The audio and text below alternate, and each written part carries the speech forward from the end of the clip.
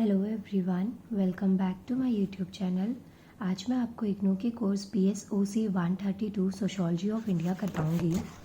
देखिए, ये जो बुक है आपकी बच्चा, इसमें ना टोटल 12 यूनिट्स आपको गिवन हैं, जिनमें से 6 यूनिट्स मैंने करवा दी हैं और आज हम इसकी यूनिट 7 करेंगे, रिलीजन, जिसे कि धर्म कहते हैं। रिलीजन जो है इंडिया में वो एक बहुत बड़ा पर्सपेक्टिव है, जिसके बारे में आज की इस क्लास में हम पढ़ने वाले हैं। और एक इम्पॉर्टेंट अनाउंसमेंट, अगर आप इग्नू का कोई भी कोर्स जो मैंने यहाँ पे अपलोड नहीं किया है लेकिन स्टिल वो आपका सब्जेक्ट कोड है और आप उसे पढ़ना चाहते हैं, तो आप मेरा कोर्स परचेज कर सकते हैं, और जिसकी अमाउंट मैंने बहुत कम रखी है। आप इसके लिए मेरा टेलीग्राम चैनल ज्वाइन कर सकते हैं इग्नू एग्ज़ाम्स के नाम से, वहाँ पे आपको फर्दर डिटेल्स मिल जाएंगी। स्टार्ट करते हैं आज का हमारा यूनिट 7, जिसे कि रिलीजन कहते हैं। इसके बाद में आपका ब्लॉक 3 जो है वो कंप्लीट हो जाएगा। देखिए, जो रिलीजन है ना, इसमें से आपका क्वेश्चन ज़रूर बनेगा। और ये जो यूनिट 7 है, इसको 2 पार्ट्स में डिवाइड किया गया है। पहले पार्ट के अंदर आपको ना जो रिलीजन है उसका आंसर देना है थिंकर्स के पर्सपेक्टिव से। यहाँ पे जो थिंकर्स हैं उनके उसमें इस यूनिट को डिवाइड किया गया है।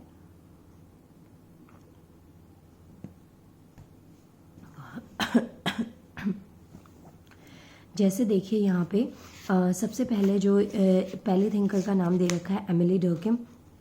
इनके अकॉर्डिंग रिलीजन के क्या क्या पॉइंट्स, आप क्या क्या पर्सपेक्टिव आप लिख सकते हैं, वो मैंने पॉइंट्स से हाईलाइट कर दिए हैं। जैसे कि एक फ्रेंच सोशोलॉजिस्ट रहे हैं, तो इनके अकॉर्डिंग आपको बताना है कि इन्होंने जो रिलीजन फील्ड है सोशोलॉजी के पर्सपेक्टिव पे इनके क्या कॉन्ट्रीब्यूशंस रहे थे।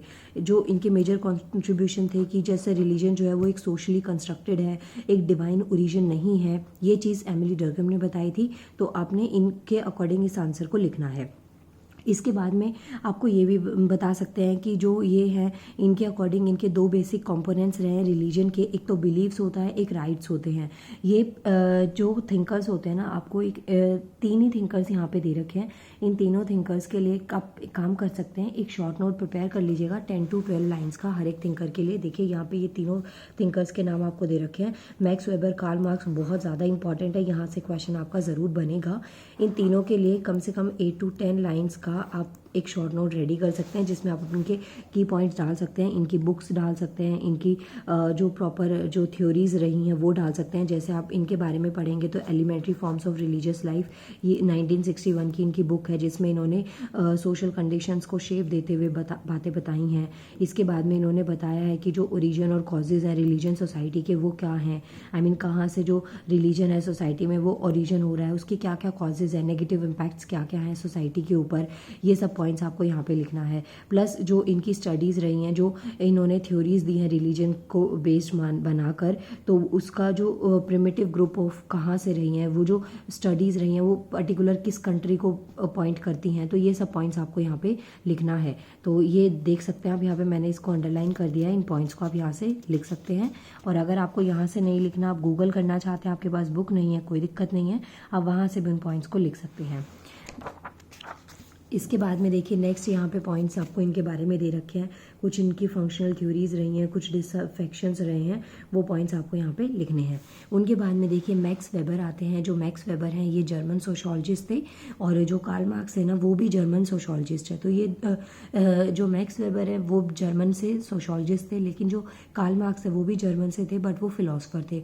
तो इन दोनों के बारे में आपको लिखना है। मैक्स वेबर ने अपनी थ्योरी ऑफ रिलीजन दिया था, जो बताता था कि जो इकोनॉमिक रेलेवेंस है ना रिलीजन में, वो किस तरीके से। देखिए, एमिली डर्किम की जो थ्योरीज आप लिखेंगे उसमें ये है कि कंस्ट्रक्शन, एक सोशल कंस्ट्रक्शन रिलीजन के पर्सपेक्टिव पे उन्होंने बता रखा है।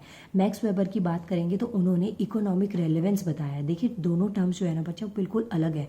एक होता है सोशल कंस्ट्रक्शन, एक सामाजिक जो धारणाएं हैं, सामाजिक कंस्ट्रक्शन है, वो किस तरीके से हो रहा है। एक है इकोनॉमिक रेलेवेंस, कि जो यहाँ पे आपकी फाइनेंशियल कंडीशंस आती हैं उसके रिलीजन के ऊपर किस अकॉर्डिंग इम्पैक्ट पड़ते हैं। इनकी एक बुक है, ये बात आपको याद रखनी है। इनकी जो बुक है ये आपको अंडरलाइन मैंने कर दी है, 1948 की बात है, ये आपको याद रखनी है।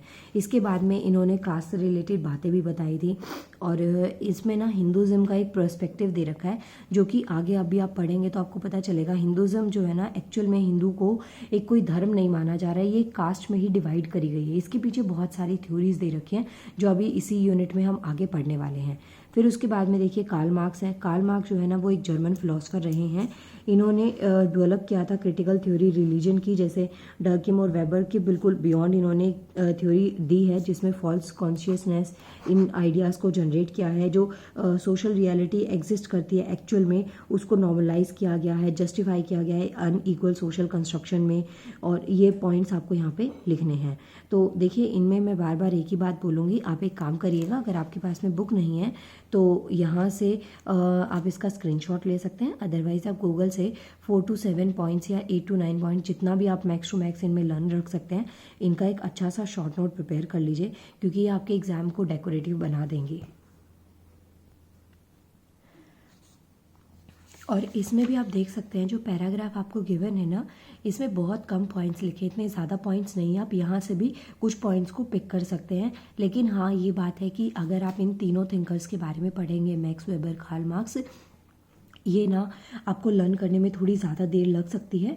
दूसरा, ये आंसर जो आप शॉर्ट नोट प्रिपेयर करेंगे वो आपके कई सारे आंसर्स में ना हेल्प करेगा। आगे आप देखिए यहाँ पे ना ये तीनों के आंसर्स आपको मैंने बता दिए हैं, कहाँ से आप इनको पॉइंट्स को लिख सकते हैं। इसके अलावा ना मैं आपको यूनिट का लास्ट दिखा देती हूँ। यूनिट के लास्ट में ना आपको चेक योर प्रोग्रेस दे रखा होता है, जहाँ पे आपको की आंसर्स दे रखे होते हैं। कुछ आंसर्स को आपको हेल्प मिल जाती है इन आंसर्स को आप कैसे पूरा कर सकते हैं। जैसे यहाँ पे क्वेश्चन है ना पहला चेक योर प्रोग्रेस का, discuss the ideas of Emile Durkheim on religion and society in about 5 lines. आप देख सकते हैं मैंने आपको 7 to 8 लाइन्स बोली थी, यहाँ पे 5 लाइन्स मेंशन करी हुई है। तो एक अच्छा सा शॉर्ट नोट आपने लिखा होगा, आप यहाँ पे उसको पेस्ट मार सकते हैं। नेक्स्ट क्वेश्चन देखिए, how does max weber relate religion with economy. यहाँ पे आपको मैक्स वेबर का बता रखा है कि जो मैक्स वेबर है ना वो कैसे उन्होंने रिलीजन को इकोनॉमी से रिलेट कर दिया था। ये पॉइंट्स आपको यहाँ से आंसर देने हैं। अब यहाँ से भी इस आंसर को दे सकते हैं पेज नंबर 116 पे। अगर आपके पास में बुक है तो मैं यहाँ पे पेज नंबर लिख देती हूँ। इसके बाद में देखिए नेक्स्ट क्वेश्चन है, what does Karl Marx believe about the role of religion in the society. अब यहाँ पे आपको कार्ल मार्क्स की थ्योरी बतानी है कि रोल ऑफ रिलीजन जो है ना वो सोसाइटी में किस तरीके से है, मतलब सोसाइटी में रोल जो है रिलीजन का वो क्या है, किस तरीके से उसकी इंपॉर्टेंस है, किस तरीके से उसके नेगेटिव इम्पैक्ट्स है। ये कुछ पॉइंट्स आप यहाँ पे आंसर में लिख सकते हैं। उसके बाद में देखिए यहाँ पे ना कुछ रिलीजन्स आपको दे रखे हैं, सम रिलीजन्स इन इंडिया। तो वो पॉइंट्स आप यहाँ पे लिखेंगे। लाइक आपको रिलीजन्स यहाँ पे डिफाइन करे गए हैं। इंडिया में ना 7 रिलीजियस कम्युनिटीज़ है मेजरली, जो है ना सेंसस के अकॉर्डिंग अगर देखें। वैसे तो हमारे पास बहुत सारी कॉम्प्लेक्सिटी है, डाइवर्सिटी है, रिलीजियस ट्रेडिशन जो हमारे भारत देश में। आपने एक स्टेटमेंट सुनी होगी, जैव विविधता में विविधता। तो यहाँ पे क्या है, हमारे ना बहुत सारी डाइवर्सिटी है, लेकिन उसके बाद भी हम लोग यूनिटी के साथ रहते हैं। तो यहाँ पे सेंसस के अकॉर्डिंग, इंडियन सेंसस के अकॉर्डिंग 7 रिलीजियस कम्युनिटी में हमारे भारत देश को डिवाइड किया गया है। वैसे बहुत सारे रिलीजन, आप सबको ये बात मुझसे बेटर पता है। वेल देखिए, हिंदू, मुस्लिम, क्रिश्चियन, सिख, हिंदुस्ट, बुद्धिस्ट, जैन, ये कुछ रिलीजियस है, मेजर रिलीजियस है। लेकिन इसमें से जो हिंदू है ना उन्हें रिलीजन में काउंट नहीं किया जाता, इसे कास्ट में काउंट किया जाता है। अभी मैं ये दिखाती हूँ आपको ये पॉइंट्स मैंने कहाँ देखे और क्यों देखे ये चीज़ें। तो यहाँ पे देखिए, यहाँ पे एक रेशो दे रखा है कि इतने % यहाँ पे हिंदू प्रेजेंट है, इतने % मुस्लिम प्रेजेंट है, क्रिश्चियन कम्युनिटी इतनी है, सिख कम्युनिटी इतनी है। अब अगर आपके पास में ये आंसर आए तो आप ना इन पॉइंट्स का यूज़ कर सकते हैं अपने आंसर को और डेकोरेटिव बनाने में, कि कितने कितने % ये कम्युनिटीज़ एग्जिस्ट कर रही हैं। और फिर उसके बाद में देखिए यहाँ पे 1 by 1 एक एक रिलीजन को बता रखा है। पहला आता है हिंदुज़म। हिंदुज़म के अकॉर्डिंग देखिए यहाँ पे लिखा हुआ है, सोशियोलॉजिकल जो डिबेट्स हुई हैं उसके अकॉर्डिंग ये अभी तक कंफर्म ही नहीं हो रहा है कि हिंदुज़म जो है ना वो एक रिलीजन है या नहीं है। मैक्स वेबर की एक थ्योरी है रिलीजन ऑफ इंडिया, 1958 में इन्होंने दिया था। तो इनके अकॉर्डिंग हिंदुज़म जो है ना वो एक वेस्टर्न कॉइनेज है, मतलब एक टर्म है, एक रिलीजन नहीं है। और वेबर के अकॉर्डिंग, यहाँ पे मैक्स वेबर के अकॉर्डिंग और भी पॉइंट्स इन्होंने बता रखे हैं हिंदू रिलीजन के अकॉर्डिंग, कि एक ऑफिशियल डेजिग्नेशन है, सेंसस ने इंट्रोड्यूस किया है कि ब्रिटिश कॉलोनियल में इंडिया को ना एक ऑफिशियल डेजिग्नेशन दिया गया था। तो ये बताता है कि एक तरीके से ये ना एक रिलीजन नहीं है, ये एक रिलीजियस कॉम्प्लेक्स है रादर देन एक one single religion. B.R. Ambedkar ji की भी इसके यहाँ पे थ्योरीज हैं हमारे यहाँ पे, कि हिंदुज़म जो है वो मल्टीस्पिटी गॉड्स है, मतलब हमारे जो बिलीव्स है, कस्टम्स है, प्रैक्टिसेस है, उसमें हमारे पास कोई एक सिंगल गॉड नहीं है। हम बहुत सारे इन्यूमरल गॉड्स को मानते हैं, अलग अलग गॉड्स को मानते हैं। तो इसलिए कहा जाता है कि हिंदुज़म जो है ना वो एक पर्टिकुलर रिलीजन नहीं है। उसके बाद में आप देखेंगे यहाँ पे हिंदुज़म जो है ये एक प्रैक्टिस है जो हिंदूज़ करते हैं। हिस्टोरिकल मेथड अगर इसमें देखें तो हिंदू जो है ना हिंदुज़म से एसोसिएट है, जिसका ओरिजिन हुआ था अरब्स के थ्रू, जिन्होंने जो इंदुज़ रिवर पे जो लोग रहते थे वे हिंदूज सिविलाइजेशन आपने हिस्ट्री में पढ़ा होगा, तो वहाँ के जो लोग थे उनको हिंदू सभ्यता से रिलेट कर दिया गया, इंदूज रिवर से हिंदू आ गए, तो ऐसा बोला जाता है। तो ये पॉइंट्स आप यहाँ पे लिख सकते हैं। अब देखिए ये बात मैंने आपको बता दी कि जो हिंदुज़म है ना एक वन फाउंडर नहीं है इसके, यहाँ पे अलग अलग गॉड हैं, इनोमरल गॉड्स हैं, तो ये बात आपको याद रखनी है। इनोमरल गॉड्स का मतलब होता है टू मैनी बी काउंटेड, मतलब बहुत सारे भगवानों को हम पूछते हैं हिंदू रिलीजन के अंदर। तो ये पॉइंट्स आप यहाँ पे लिख सकते हैं। करंट का कोई एग्जांपल डाल के आप अपने आंसर को बहुत अच्छा बना सकते हैं। फिर उसके बाद में यहाँ पे 3 थियोलॉजिकल आइडियाज़ है, धर्म, कर्म और मोक्ष। ये आपको पता है, आपके जो धर्म है वो एक अलग पर्सपेक्टिव है, कर्म अलग चीज़ होती है और मोक्ष प्राप्ति एक अलग पर्सपेक्टिव होता है। तो ये तीनों पॉइंट्स आप यहाँ पे लिख सकते हैं। इसमें प्योरिटी और पॉल्यूशन भी आता है। अब यहाँ पे देखिए ये जो बॉक्स आपको गिवन है इसमें आपको ना ये तीनों टर्म्स दे रखी हैं। जैसे यहाँ पे देखेंगे आप, धर्म बता रखा है एक ऑनेस्ट और अपराइट कंडक्ट होता है राइटियस एक्शन का। अर्थ का मतलब होता है एक राइटियस और honest pursuit of pursuit of economic activities. Karma एक फुलफिलमेंट होता है किसी भी नॉर्मल डिज़ायर का। और मोक्ष होता है एक लिबरेशन होता है, that is absorption of the self into the eternal bliss. Okay, तो ये टर्म्स आप यहाँ पे याद रख सकते हैं। कर्म एक्चुअल में वन डीड होता है, जैसा आपने देखा है कर्मों का फल ज़रूर मिलता है, जो आप करेंगे वो आपको इन रिटर्न में मिलता है, अच्छा चाहे बुरा। तो ये चीज़ें आपको यहाँ पे याद रखनी है। एक्चुअल में हमारे यहाँ पे मोक्ष प्राप्ति का भी मतलब यही है कि एक ना एंड ऑफ साइकिल होता है बर्थ का, फिर उसके बाद में रीबर्थ होता है। जैसे जिसने जन्म लिया उसकी मृत्यु हो गई, उसके बाद में रीबर्थ हो गया, तो ये मोक्ष की एक साइकिल है जो चलती जाती है। फिर उसके बाद में नेक्स्ट जो रिलीजन आता है वो आता है इस्लाम। इस्लाम जो है ना इसका वर्जन हुआ था अरेबिया में 6th सेंचुरी के अंदर। इसमें आप कुरान जो है होली बुक मानी जाती है। जैसे हिंदू जो होते हैं वो बाइबल को, हिंदू जो है वो गीता को मानते हैं, ऐसे ही कुरान जो है वो इस्लाम में एक होली बुक मानी जाती है। कुरान की जो मेजर टीचिंग्स हैं वो 5 पिलर्स के ऊपर डिपेंड करती हैं, जैसे have faith in creed, offering नमाज 5 टाइम्स। क्रीड का मतलब क्या होता है, जो धार्मिक मान्यताएं होती है ना उसके ऊपर विश्वास रखना है। 5 टाइम नमाज पढ़नी है इन अ डे। नमाज अगर आप इस रिलीजन से बिलोंग करते हैं आपको ये ज़्यादा बेटर पता होगा। 5 टाइम दिन के 5 पहर में ये नमाज पढ़ी जाती है। इसके अलावा लीगल अलार्म्स जो हैं उसको करना, लाइक ज़कात। ज़कात क्या होता है, जैसे अपना एक ऑब्लिगेशन होता है जहाँ पे कोई भी इंडिविजुअल है ना उसे कुछ डोनेट करना पड़ता है, अपनी वेल्थ का, अपनी संपत्ति का हर साल एक चैरिटेबल कॉज में कुछ डोनेट करना होता है। ये पॉइंट्स मैंने यहाँ पे लिख दिए हैं। जैसे ये देखिए, the obligation that an individual has to donate a certain proportion of wealth each year to the charitable cause. जैसे होता है ना चैरिटी कर देना, तो ऐसे कुछ एक अमाउंट जो अपनी वेल्थ का है ना वो डोनेट किया जाता है। और जो ज़कात है ना वो मैंडेटरी है for all Muslims in the most countries and is considered to be form of worship. तो ज़कात क्या है, एक मैंडेटरी है, किसके लिए, मुस्लिम्स के लिए। बहुत सारी कंट्रीज़ में इसको मैंडेटरी कर दिया गया है। एक तरीके से इसे ना एक फॉर्म ऑफ वर्शिप माना जाता है, मतलब ये भी एक पूजा का एक टाइप माना जाता है कि आप किसी को कुछ एज अ चैरिटी दे रहे हैं, किसी के लिए आप कुछ अच्छा कर रहे हैं। इसके अलावा रमज़ान के टाइम पे फास्ट रखा जाता है और मक्का मदीना आपने ये पढ़े होंगे, वहाँ तक जाया जाता है। जैसे हम हिंदूज़ में ये होता है कि वैष्णो देवी जाया जाता है, केदारनाथ जाया जाता है, 4 धाम की यात्रा करी जाती है। ऐसे ही हर एक रिलीजन के ना अपने एक इंपॉर्टेंस होते हैं, वो पॉइंट्स आप यहाँ पे लिख सकते हैं।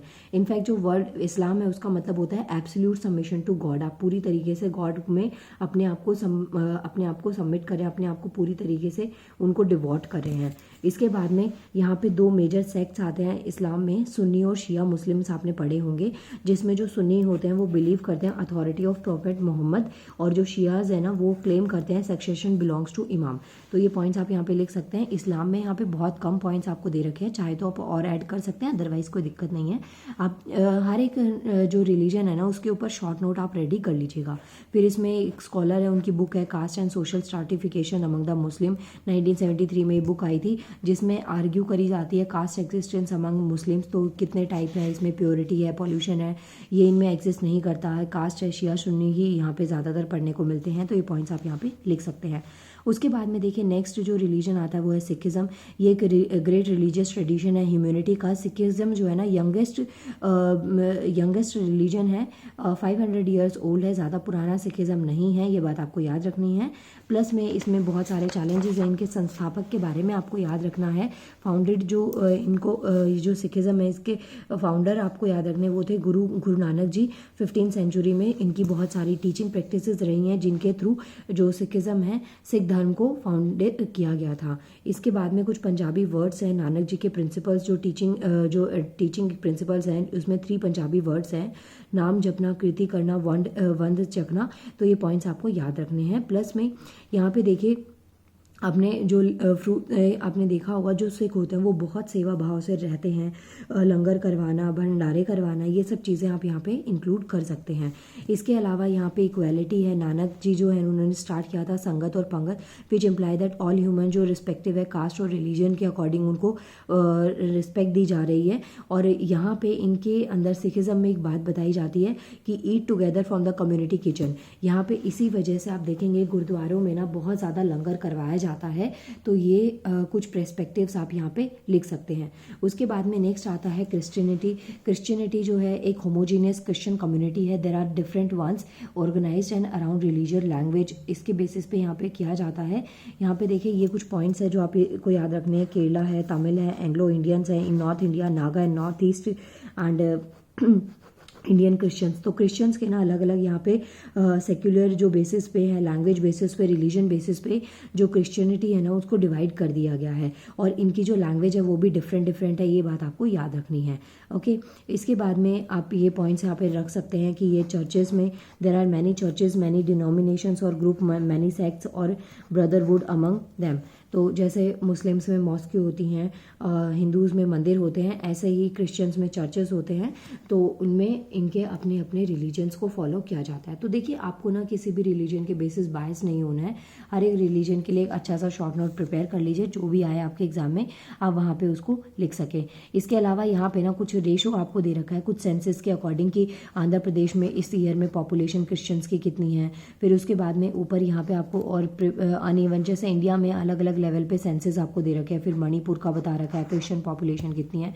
तो ये पॉइंट्स आप अपने आंसर में लिख सकते हैं। जैसे कि यहाँ पे आंध्र प्रदेश है, मणिपुर है, ऊपर यहाँ पे आपको मेघालय बता रखा है। ओके, तो ये पॉइंट्स हैं जो आप यहाँ पे लिख सकते हैं। तमिलनाडु का सेंसस यहाँ पे आपको दे रखा है, जम्मू कश्मीर दे रखा है। तो इतने सारे सेंसस नहीं लर्न होते, कोई दिक्कत नहीं है, जितना आपसे लर्न होता है उतना आप यहाँ पे कर सकते हैं। उसके बाद में वेरी वेरी इंपॉर्टेंट बुद्धिज्म बहुत इंपॉर्टेंट है, ये मैं आपको पहले करवा चुकी हूँ, आप वहाँ से लिख सकते हैं। इसमें जो है ना बुद्धिज्म में बताया गया है कि जो कुल वंश होते हैं ना वो एक्चुअल में बुद्धिज्म के फॉलोअर्स होते हैं, या जो बुद्धिज्म में जो रूल्ड किया जाता है ना वो क्लान्स के थ्रू, कुल वंशेस के थ्रू किया जाता है। 6th सेंचुरी में ये बुद्धिज्म जो है वो अमर्श हुआ था। नेम ऑफ फाउंडर्स कौन थे इनके? गौतम बुद्धा, ये बात आपको याद रखनी है। सिद्धार्थ गौतम उनका दूसरा नाम था। एक रॉयल फैमिली से वो बिलोंग करते थे, उन्होंने अपना राजपाट सब कुछ छोड़ दिया था। तो उनके बारे में बहुत कुछ चीज़ें हैं जानने के लिए, आप वहाँ से बुद्धिज्म कर सकते हैं। वैसे मैं ऑलरेडी इसको करवा चुकी हूँ बुद्धिज्म को। तो ये आप यहाँ पे पॉइंट्स लिख सकते हैं, मैंने अंडरलाइन कर दिया, आप यहाँ से भी इसको देख सकते हैं। इसके बाद में देखिए यहाँ पे बुद्धिज्म का आपको बता रखा है, ये पॉइंट्स आप यहाँ से लिख सकते हैं। अदरवाइज पहले की वीडियोस देखेंगे तो आपको बुद्धिज्म के बारे में मिल जाएगा। नाउ बच्चा मिलते हैं नेक्स्ट क्लास में, जिसमें मैं आपको नेक्स्ट यूनिट करवाऊंगी। ये देख सकते हैं यहाँ पे, और ये ना आपकी यूनिट खत्म हो गई है। यूनिट के लास्ट में यहाँ पे आपको दे रखा है, और चेक योर प्रोग्रेस 2 में देखिए बुद्धिज्म के बारे में यहाँ पे भी आपको दे रखा है। कुछ की पॉइंट्स आप यहाँ से ले सकते हैं कि बुद्धिज्म की जो फाउंडिंग हुई थी गौतम बुद्ध के द्वारा हुई थी ड्यूरिंग 6th सेंचुरी BC, और वो एक प्रिंसली फैमिली में बिलोंग कर रहे थे, साक्या क्लान जिसको कहते हैं, साक्या वंश जो है उससे वो बिलोंग करते थे। मैंने बताया आपको रॉयल फैमिली से वो बिलोंग करते थे। उसके बाद में उन्होंने अपना राजपाट सब कुछ छोड़ दिया था। ओके, और बुद्धिज्म जो है ना वो protest against caste as well और ऑर्थोडॉक्स और हिंदू रिचुअल्स है ना, इसके अकॉर्डिंग बुद्धिज्म ने इसके अगेंस्ट काम किया है कि कास्ट सिस्टम नहीं होना चाहिए। ऑर्थोडॉक्स है कि लोगों को बाइंडेशन हो गया, हिंदू रिचुअल्स में कुछ ऑर्थोडॉक्सिटी होती है, तो उसके अगेंस्ट बुद्धिज्म जो है ना वो वर्क करता है। बुद्धिज्म बहुत अच्छा रिलीजन माना जाता है। जैनिज्म, बुद्धिज्म, ये रिलीजन्स आपको पढ़ के ज़रूर जाने, आपके एग्जाम में काम आएंगे। नाउ मिलते हैं नेक्स्ट वीडियो में। देखिए नेक्स्ट वीडियो में हम नेक्स्ट ब्लॉग स्टार्ट करेंगे, और मैं यही बोलूँगी प्लीज़ वीडियो को मैक्स टू मैक्स शेयर करिए। यूनिट 7 आपकी कंप्लीट हो गई है। इसके अलावा आप मुझे टेलीग्राम पे और इंस्टाग्राम पर फॉलो कर सकते हैं। इंस्टा ID भी है मेरी physics Phantom, Instagram physics Phantom 23, Telegram IGNOU exams के नाम से है। प्लीज़ जितना मैक्स टू मैक्स हो सकता है बच्चा शेयर करिए, बहुत ज़्यादा आपके सपोर्ट की ज़रूरत है। और जल्दी हम 10,000 की जो हमारी फैमिली उसको कंप्लीट कर लेंगे। इसके लिए मैं आपको बहुत बहुत थैंक यू बोलती हूँ। मुझे कोई होप नहीं थी इतनी जल्दी इस चैनल को इतना ग्रो मैं कर पाऊँगी, लेकिन ये सब आपकी हेल्प की वजह से हुआ है। Thank you so much. मिलते हैं नेक्स्ट वीडियो में।